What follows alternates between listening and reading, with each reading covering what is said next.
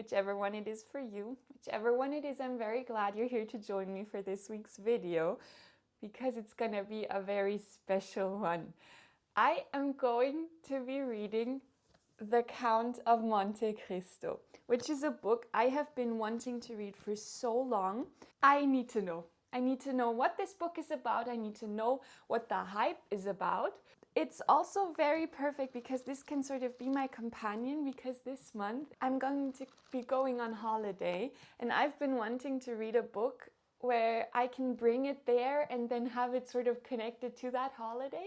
I don't know why, but this, I'm so sure I'm gonna love it because everyone seems to. I don't think I'm that special that I'll hate it.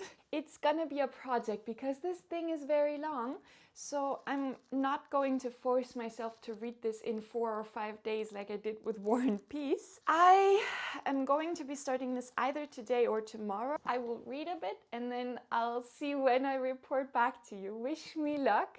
I am very sure I'm gonna love this. Oh, also, I haven't even said anything about what this is about. Honestly, I can't really be of much help at this point because, hi Blue, I stay away from any kind of informations about this book because I don't want to know. I want to be surprised. All I know, and this is very ambiguous, is that it's the quintessential revenge story, which could mean so many things. That's it. That's all I know. I will probably be able to tell you more quite soon. Again, wish me luck. I'm so excited. We'll see each other again in maybe a few days. Bye-bye.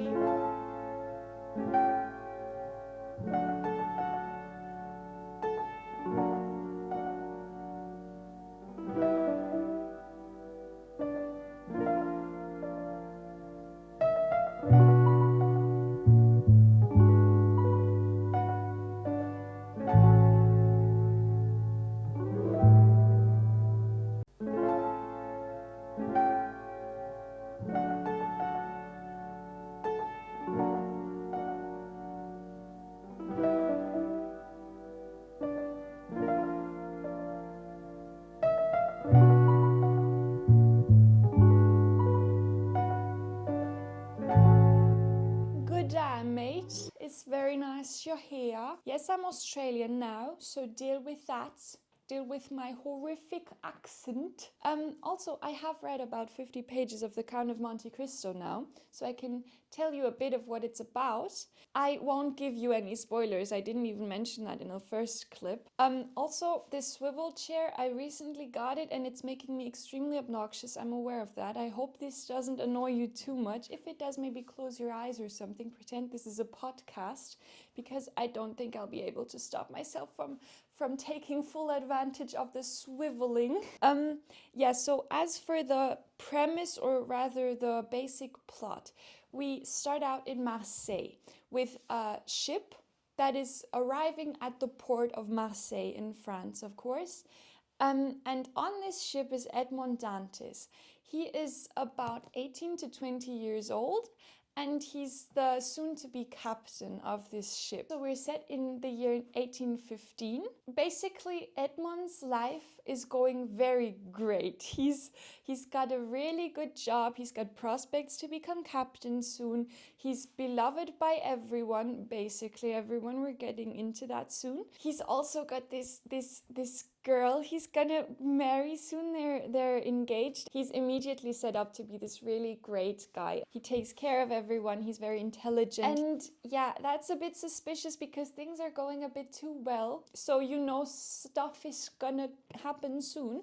And happen it does, because on this ship that Edmond works for, there's also this other person employed there who does not like him, or rather hates him. He tries to manipulate him and lay stones in his way whenever he can. And yeah, he wants to be captain instead of Dantes, but of course Dantes is much more competent than him, so that's not gonna happen.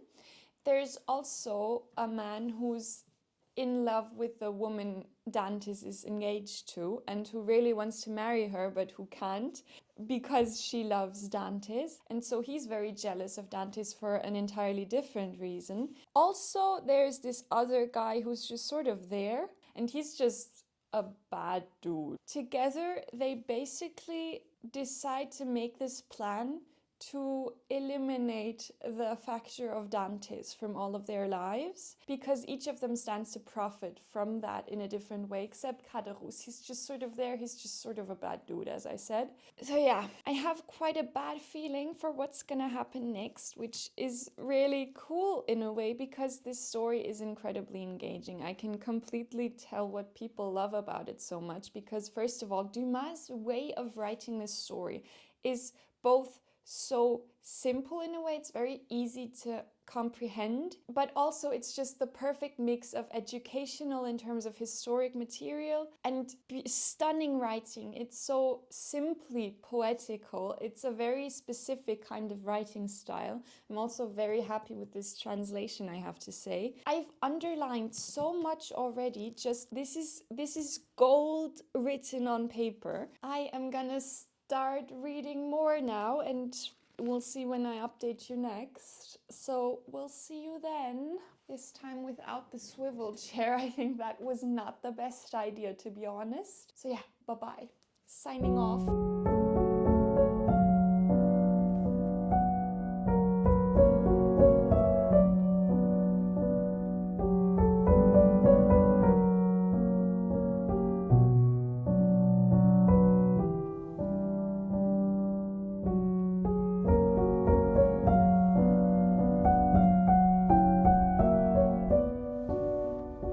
Hello again.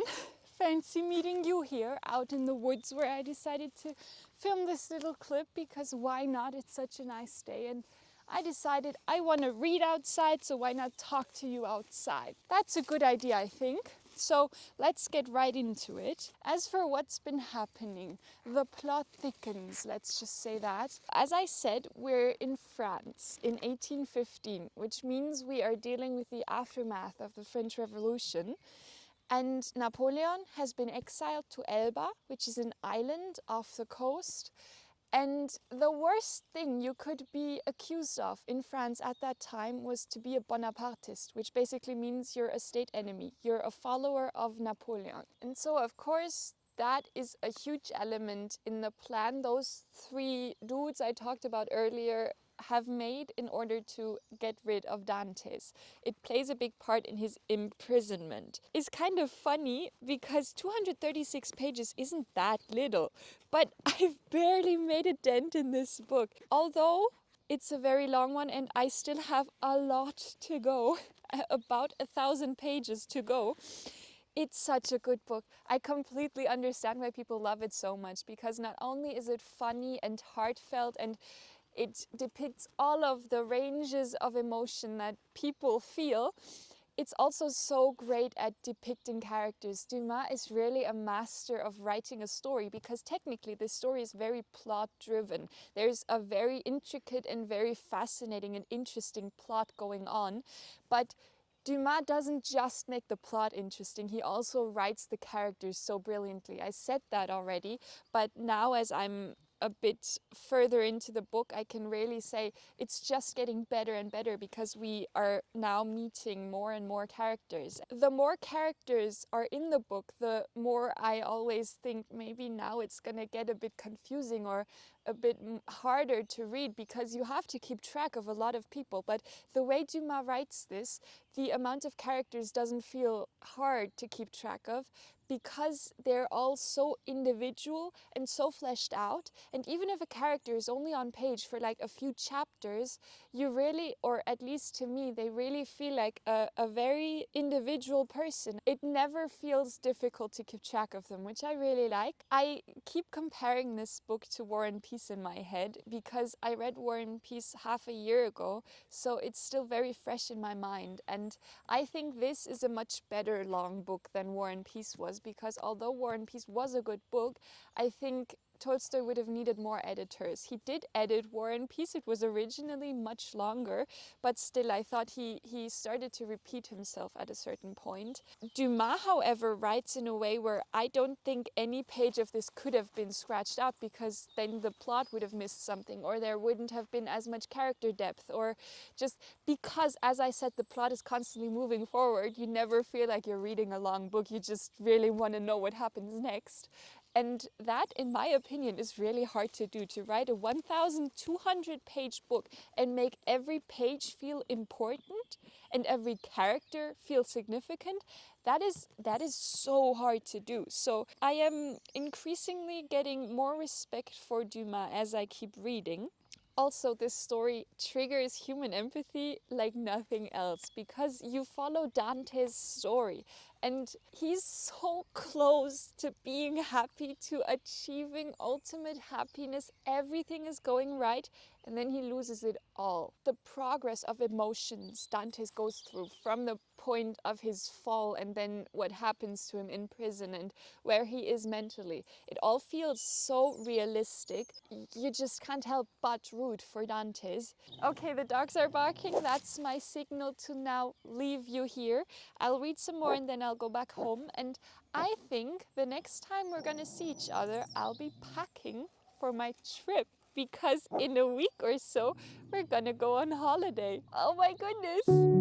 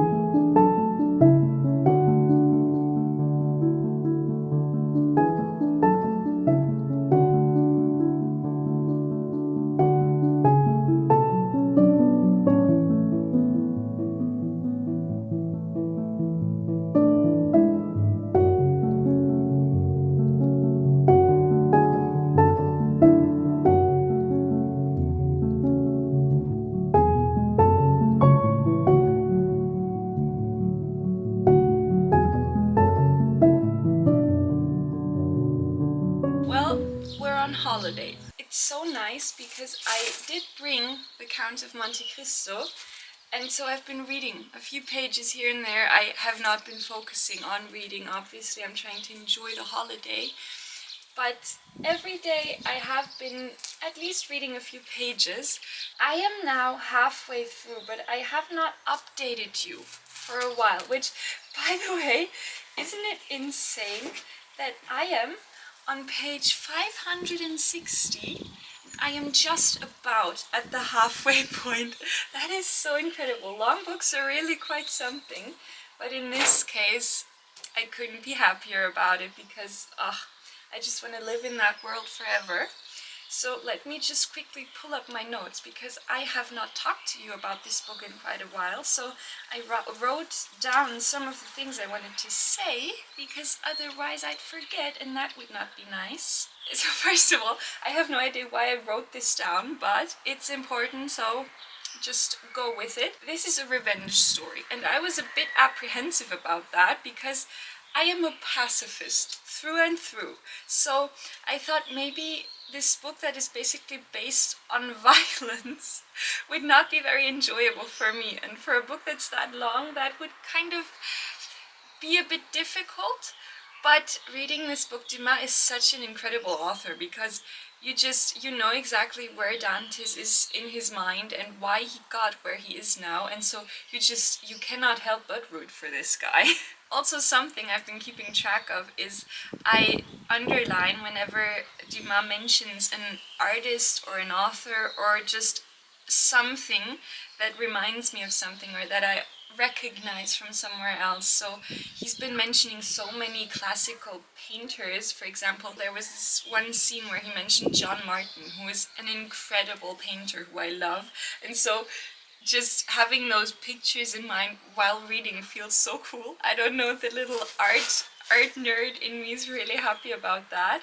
Also, he mentioned Sisyphus, which is really cool. It reminded me of Camus, although that had nothing to do with anything. But maybe my favorite thing so far is Arles was mentioned, which is this one town, city, place in France that just always reminds me of Van Gogh, which even it doesn't really have anything to do with him except he was there once. That felt so nice. I don't know, I loved reading about that. Yeah, just in general, the fact that so much art is mentioned makes my little heart so happy.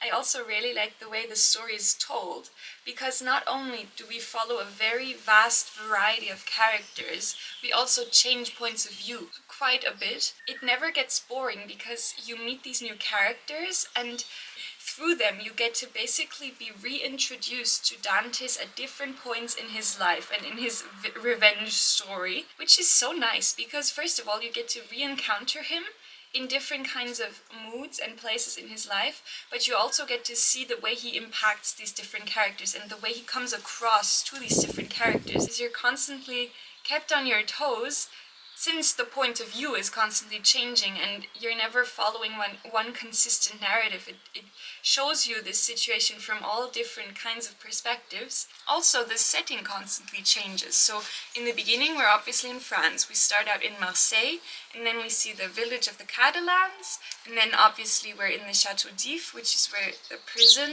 is, and then we get to see Italy, which is also nice. Specifically, we're in Rome. That way we get to see these differing cultures. So yeah, that's all I had to say. Now we're gonna go to the beach again, and then I will meet you again whenever I've read some more of this book, which will probably be when I'm back home. Till then, bye-bye.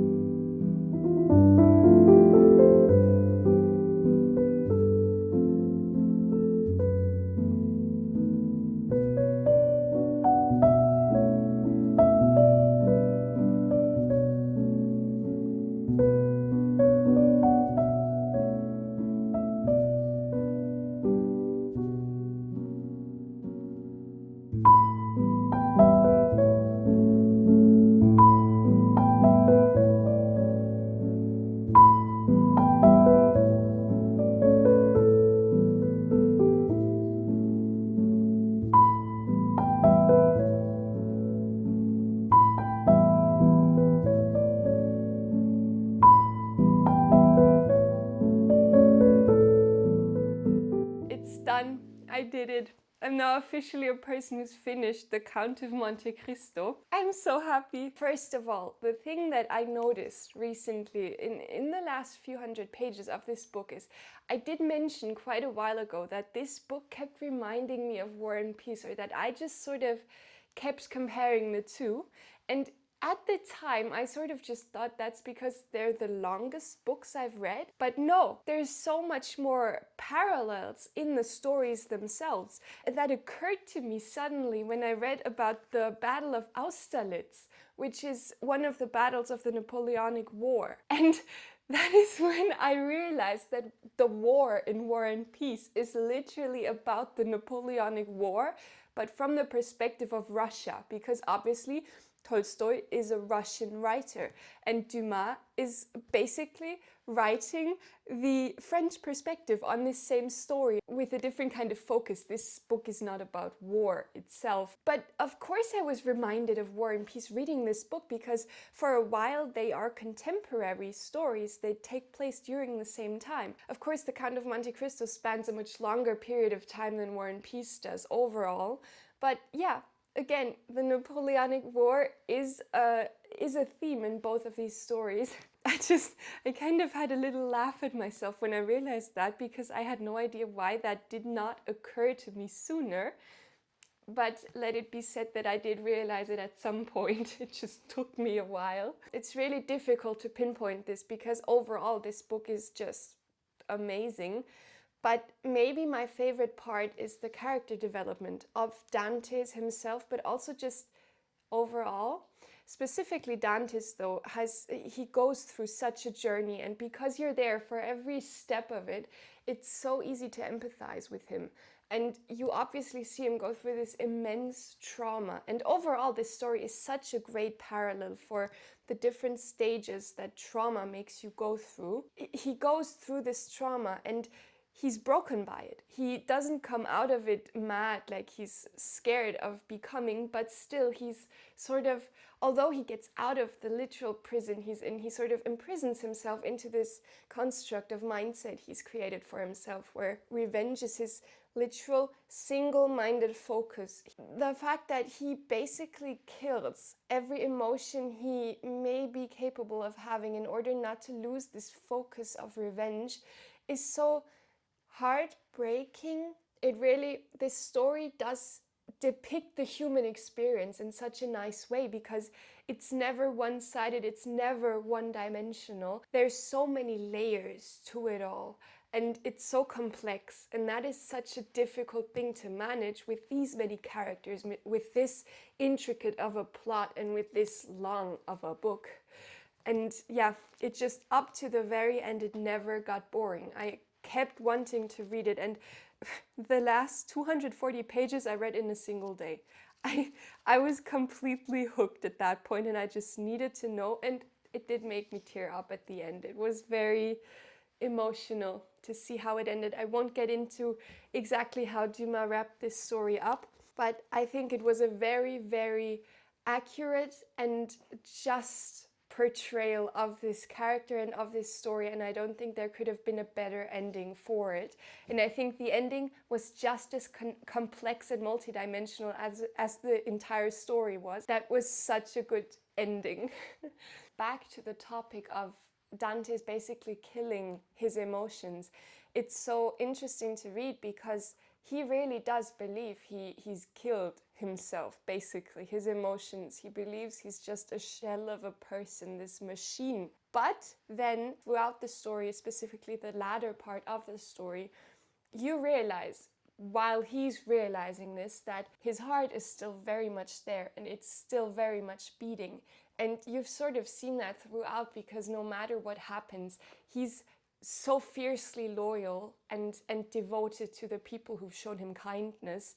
Even though he's so focused on revenge, he never loses focus of doing good to the people who he feels deserve it. And so of course he has a heart, but it's so hard to read, or so sad to read in a way, to see him realize that. Again, such a great portrayal of the human experience and of what trauma does to a person. And it's so heartbreaking to see that he realizes at a certain point that maybe this revenge has kept him from happiness. Maybe he could have been happy. I love the layers this story takes on. Also, I'm looking at my phone because I made this list of things that were mentioned that I'll just quickly note here, because I always look out for references, and this book is so rich in references. He mentions Delacroix, he mentions Rubens, he mentions Raphael, Van Dyck, Dante, Homer, Don Quixote, and those are just a few of the many things that are mentioned, but every time I saw that, it made me so happy. So yeah, now you know. Lastly, I thought it would be a very nice thing to end on some quotes, because That is such a strong point of this story. The way it's written is never too flowery, it's never too emotional. It's always fairly simple and easy to understand, but there's sentences that pack such a punch, and it's so filled with philosophical and psychological insights into humanity and life and religion and any aspect of the human experience you could possibly observe. And so there's so many lines I underlined. Oh, I found it. It's on page 952. The quote goes, "Moral wounds have the peculiarity that they are invisible, but do not close. Always painful, always ready to bleed when touched. They remain tender and open in the heart." Also, there's this one, it's on page 891. "Oh, what is man?" Davrigne muttered. "The most egotistical of all animals, the most personal of all creatures, who cannot believe otherwise than that the earth revolves, the sun shines, and death reaps for him alone, an ant cursing God from the summit of a blade of grass." There's also this one. It's on page 1242, and it's my absolute favorite quote of this entire story. It goes, "There is neither happiness nor misfortune in this world. There is merely the comparison between one state and another, nothing more. Only someone who has suffered the deepest misfortune is capable of experiencing the heights of felicity. You must needs have wished to die to know how good it is to live." And with that, I leave you. That is all I had to say. I'm very, very glad you joined me on this adventure. It was such a special experience. This book accompanied me throughout the month. It's now the mid of April, and I've been reading it throughout the month. This is by far the book I've read for the longest amount of time. I really took my time with it, which I'm so glad about. Because of that, it's connected to so many special little moments, and I really got to delve into this world and live with these characters, and I enjoyed every page of it, and I'm now completely on the hype train of the Count of Monte Cristo. I highly recommend you check this one out. It's so worth it, even though it can seem daunting. And that is all. We say bye now, Willow. Thank you so much for being here, and we'll see you very soon. Until the next video, bye!